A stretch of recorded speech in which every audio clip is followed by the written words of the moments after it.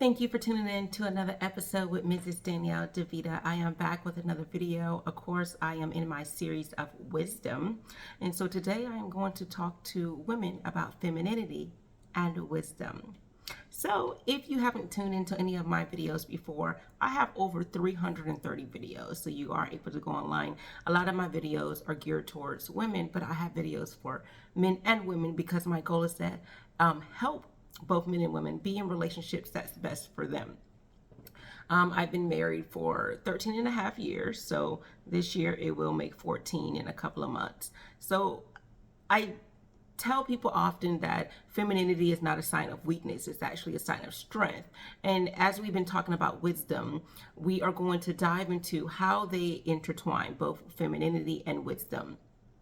I've talked about Proverbs 31, and Proverbs 31 is from the Bible. So if you're not Christian and you do not want to hear anything about Christian as it relates to femininity and wisdom, then I'll give you time to go ahead and log off. But if you want to know a little bit more, I'll go ahead and explain just briefly about Proverbs 31. It is a description of what this Christian woman looks like, what this wife looks like.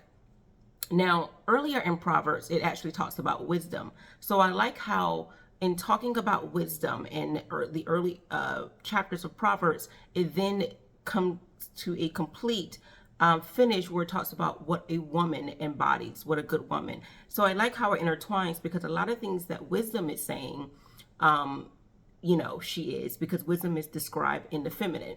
Wisdom is, someone who speaks of excellence and righteousness. Wisdom is, someone, or wisdom is, calls out. Wisdom is in the feminine, right? So oftentimes wisdom is describing herself because when it uses the term I in Proverbs, it's wisdom speaking in the narrative, right?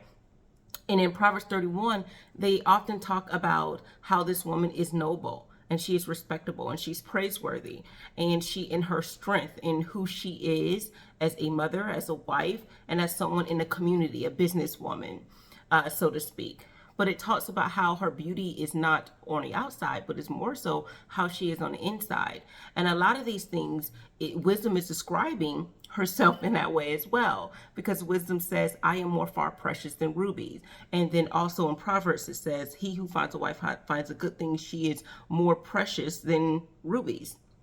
So if you are a woman and you're trying to become more feminine, one of these main things that you need is wisdom. I did an acronym of what a wife is, and the W stood for wisdom. And I was for, I believe, I don't remember what I say all the time, but I know it has to do with intellectually sound. And this is someone who is emotionally intelligent. Yes, I think it was emotionally intelligent in that way. F is feminine, right? And E, and she's empowering. So she uses her words to say empowering and uplifting things. Now, when we speak about wisdom, in order to be able to have wisdom, you need to have some type of knowledge of something and then apply it to your daily life. Because I talk about people who often give examples and advice and they don't apply it to their own life. So they're helping you as a woman to become a married person, but they're not, or helping you to be in a healthy relationship, but they're not, helping you to be with a man who offers provision of some sort, and that man don't offer either provision at all or that level of provision that they are trying to help you understand what you should be looking for. So wisdom is a very big thing of vetting, because if you are in your feminine, you are someone who is surrendering to a man. And what I mean by that is you are allowing him to have control and leadership, not in a negative way, control, because a good man is not going to be controlling in a way that is not advantageous to you and for the household. This is a man who has a level of leadership. There's a level of control and you acquiesce to that level of control. But you understand that if you are a woman who is wise, you're not going to get with a man and allow your femininity to show to a man who is not worthy of such. So you're not going to trust a man who is foolish and cannot be trustworthy.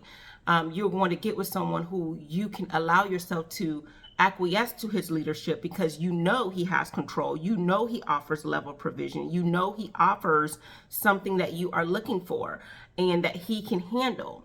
And so in that wisdom, you are someone who is making sure that you are feminine. And a lot of times people think feminine is some type of outward beauty, but your femininity is how you speak to your man. One of the things that I've learned that is very powerful is knowing when and when not to speak. There's so many times I have been upset with my husband. There's so many times I have been angry. There's times where I may wanted to have conflict because of that frustration and anger. But what made me feminine in those instances is I decided to die down the flesh of wanting to lash out or to be upset and say, you know what? My goal as a feminine woman is to cultivate peace, to collaborate, to be open and not wanting to control every situation. So let me sit back, let me shut up. And that man, if you seek a man who is not just offering provision, but he has morals and values, and he has good character, he is going to see his own error and apologize for them. But he's not going to apologize when you are there lashing out and yelling and angry at him, because the whole point of being feminine is acquiescing to that man. So surrendering on a level of control, allowing him to be a man, knowing that you need him in that aspect, because I do hear a lot of women say, I don't need a man. And again, I often say, everyone in the world knows that, people in your lives are not like oxygen. But there is a need for identity. There's a need for, and I'm not just saying in a man, but like with your parents, your father offers a level of identity. Your mother offers a level of nurturing. Your husband offers a level of companionship and provision and love and strength, because we do need other people. And so understanding that there is a need for a man in your life, especially in your children's life, that's just, without question. But there is a need for him to be in your life as well, and understanding that and acquiescing to that, and knowing that you don't have to have control over every situation and control of everything that someone else does, but respecting that person of who they are, but knowing you need to get with someone, because if you are going to respect for someone who they are, you want to make sure they are respectable. Right? And if you find yourself always wanting to change and control a situation, you should look and ask yourself, why? Why am I trying to have control of the situation? Is it because I don't trust that person to have proper control over this situation, to offer the provision that I need, to do what they say they're going to do, to follow through, to do this, to do that, so I have to step in and control? Or do it because I like things a certain way? Part of being feminine is receiving and allowing things to be in some instance. And sometimes when things could be, what a lot of people say could be something that you need to address some type of conflict, sometimes you can just shrug it off. There's times where my husband may be frustrated and upset, and he may say something in a way that I don't like. I don't have to always say something. Sometimes I can, he's having a bad day, because being feminine allows me to offer grace and mercy in this relationship, to not take everything to a higher level. Now, understanding that can also help me in my parental relationship, because sometimes as parents, we like to have a level of control over our children as well. But as they get older, they have a mind of their own, and it's like we can't control their actions, especially when they're not in our presence. We can't control how they think and do in certain things, because they are their own people. And so allowing sometimes things to just be, and just instilling values and love can go a long way. I do believe that being feminine embodies wisdom, because it allows you to still be assertive, but still going along with the world as it is, instead of trying to control everything to fit into what we believe our life should look like. Social media has a huge way of making us feel like this is what our life should look like. This is what our husband should look like. And this is what our children should be like. And this is how I should look, how my body should be. A lot of times we dwell so much on those material things, those things that are unimportant, that we overlook things that are highly important for a relationship to work. As a feminine woman, provision should not necessarily be the first thing that you look for. I know people talk about hypergamy and femininity all the time, but in doing so, you lose the hugest thing that is needed in vetting and having wisdom, is looking for someone who is also wise, in making proper decisions, wise in how they carry themselves, their representation, and having characters and good character and proper morals and values. The reason why that's important is because anyone who has good character, who has, a good value system, principles, and on those fundamental things, they're likely to offer the provision that's necessary, because good character is going to have it where you're going to offer the necessary provision for your family to be safe, to offer them a level of emotional security, spiritual security, financial security.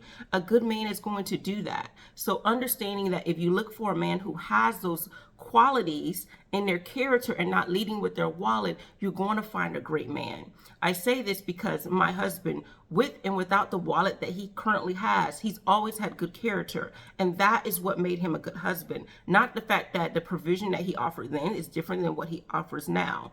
And the same for me.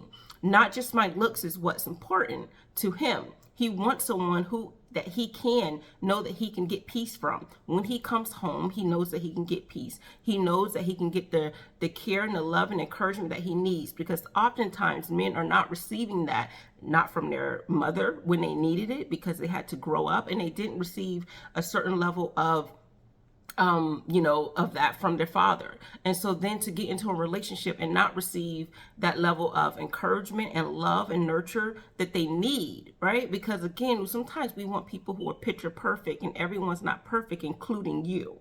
And even in your femininity, there are going to be times where you step to the side when you do need to be on the straight and narrow in that. But that is a growing process. And this is why I say the same way grace is what you need to extend that same grace to your significant other.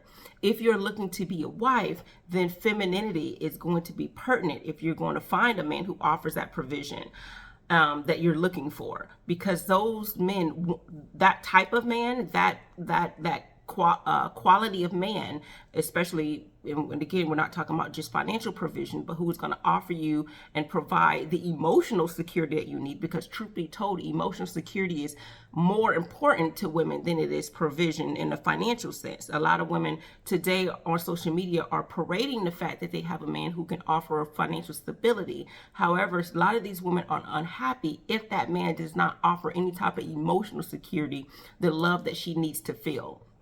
So if you are a woman who is looking for a man who can offer provision in many ways besides financial, the goal is not to find a man who has a certain amount of money, but to find a man who has a certain amount of character. You want a man to have this great character, and to know the difference between money and good character is wisdom.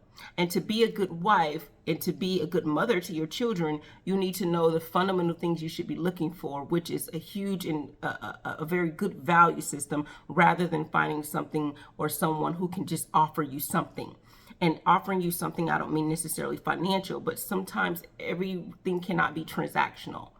Everything can't be a give and take. The only thing that really should be a give and take in a relationship is reciprocity of the love that you provide for each other.